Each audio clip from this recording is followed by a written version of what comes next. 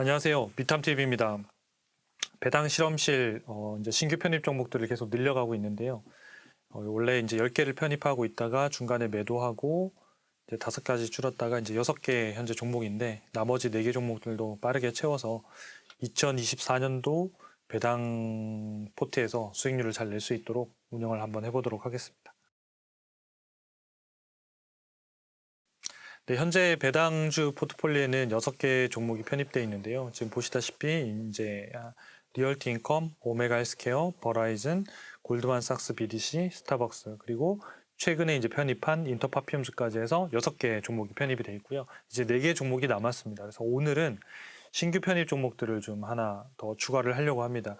이 배당주 유형에 보면 이제 골키퍼가 있고 공격수가 있고 미드필더가 있고 이렇게 이제 3가지로 구분되어 있는데 각각의 성격을 가지고 있습니다. 공격수는 이제 압도적으로 시가 배당률만 보고 투자하는 컨셉입니다. 그래서 시가 배당률 자체가 뭐 2자릿수 근처거나 2자릿수를 넘어가는 이런 케이스들이 많고요.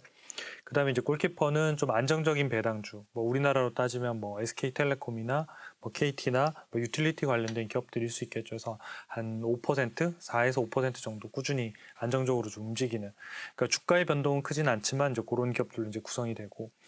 여기 이제 미드필더 같은 경우에는 공격과 수비를 다 하는 거기 때문에 배당 수익률 자체는 낮습니다. 근데 배당금은 꾸준히 증가하는데 그 원인이 이제 주당 순이익이 많이 늘어나기 때문에 배당을 많이 늘릴 수 있고, 그래서 배당 수익률만을 보고 투자하는 개념이 아니라 이 회사가 성장해서 주가 상승률과 배당 수익률 2가지를 같이 노리는 그런 전략에 따라서 편입하고 있는 기업이 바로 이 미드필더입니다. 그래서 미드필더가 사실 몇 개 잘해주냐 못해주냐에 따라서 수익률이 크게 달라질 수 있는데 저희는 10개 중에 보통 한 3개 정도, 좀 공격적으로 하면 4개, 조금 보수적으로 하면 한 3개 정도 이렇게 보통 편입해서 미드필더를 운영하고 있는데, 그래서 오늘은 이 미드필더 2번째 기업을 말씀을 드리고 이제 편입을 하려고 하고 있습니다. 그래서 소개를 해드리도록 할게요.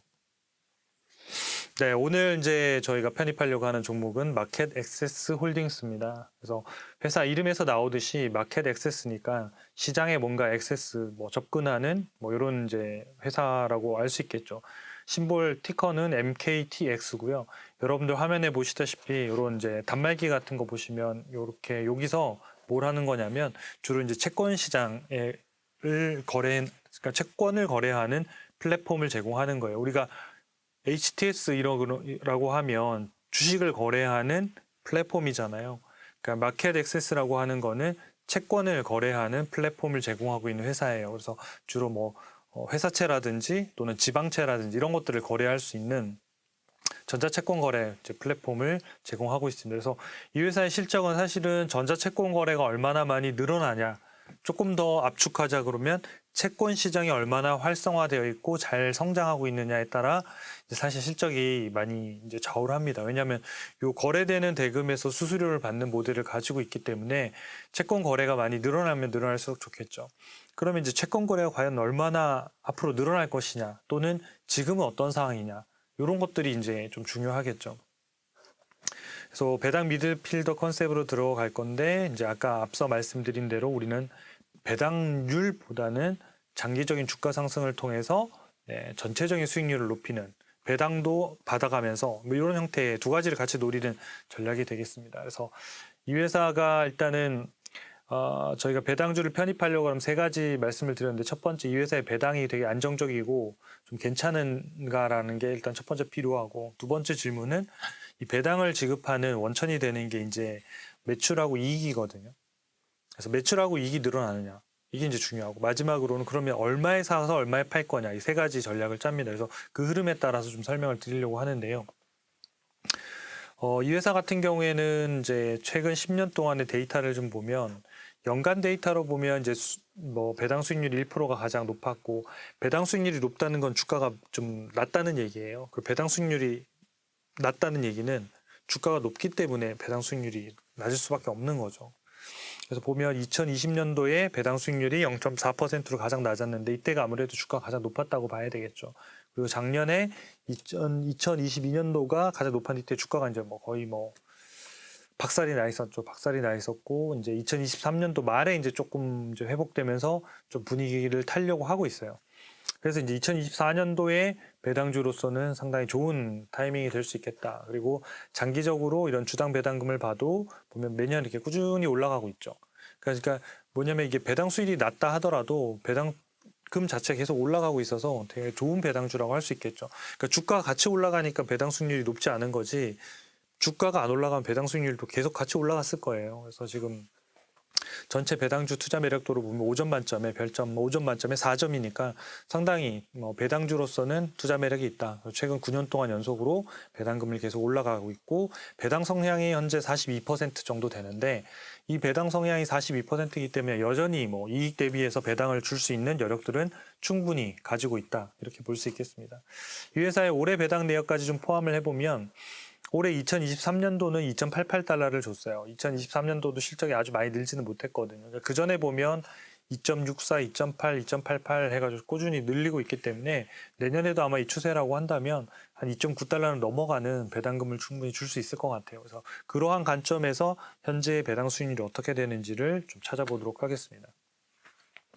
자, 이제 배당에 대해서 이제 아주 원인이 되는 배당의 어떤 동력이 될 수 있는 부분이 매출하고 이익인데, 여기 보면 2020년도까지는 채권 거래나 이런 것들이 상당히 많이 늘어나면서 폭발했다가 지금 여기 2021년, 2022년 이때 거의 멈춰 있는 상태가 된 거죠. 그러면서 사실 주가도 고속 성장에 대해서 주가가 많이 올랐던 부분들이 굉장히 많이 떨어졌고, 그리고 이 부분들이 지금 2023년도, 2024년도 회복될 걸로 예상이 됩니다. 특히나 2024년도는 이제 2023년에 비하면 좀 더 성장률이 높이 나타날 것 같아서 그거 대비해서는 주가도 좀 싼 데다가 배당 수익률도 좀 매력적인 이런 부분들이 있어서 미드필더로서는 충분히 검토할 만한 기업이 될 것 같습니다. 그래서 올해는 이제 2023년도에는 매출액이 4% 정도 늘었는데 내년도에는 13%, 이익도 13%니까 그래도 나름대로 이제 두 자릿수를 넘어가는 이제 성장률을 구가하는 쪽으로 좀 바뀌고 있어요. 그리고 2025년도에도 한 10% 초반까지는 또 성장할 것으로 지금 예상이 되고 있어서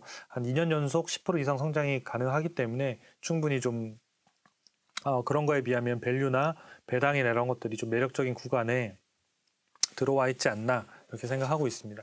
이 실적 부분들이 좀 이게 꺾였던 부분들 한번 잘 보고 계십시오. 그러면 세 번째로 저희가 이제 배당 전략을 얼마에 살 거냐를 이제 결정을 해야 되는데, 여기 빨간색으로 되어 있는 부분이 주가인데, 주가가 2014년도에 10년 전에 보면 한 50달러에서 60달러 정도 했거든요. 근데 얘가 이제 주가가 엄청나게 올라서 한 500달러를 넘어가서 한 10배를 넘게 간 거거든요. 그러니까 한 7년 만에 10배 이상 올랐으니까 주가가 매년 엄청나게 빠른 속도로 이제 올랐던 거죠. 그러다가 지금 2020년도, 21년도에 피크 치고 주가가 떨어진 게 이제 550달러 정도 하던 게 200달러 초반까지 떨어지면서 거의 한 5, 60% 정도의 손실이 이제 고점 대비하면 빠진 거죠. 그러니까 이런 부분들이 아까 앞서 실적에서 봤듯이 이제 꺾이면서 이제 이런 문제들이 발생을 했습니다. 그러면 실적이 왜 꺾였냐? 그러면 이거는 채권 거래하고 맞물려 있거든요. 금리하고 같이 생각하시면 돼요. 그래서 지금 현재 금리가 높으면 채권 가격은 떨어지고 금리가 낮아야지 채권 가격이 올라가는데, 최근까지는 이제 인플레이션을 잡느라고 금리를 계속 인상을 했잖아요. 금리를 계속 인상을 하니까 채권 가격이 그냥 계속 폭락하는 거예요.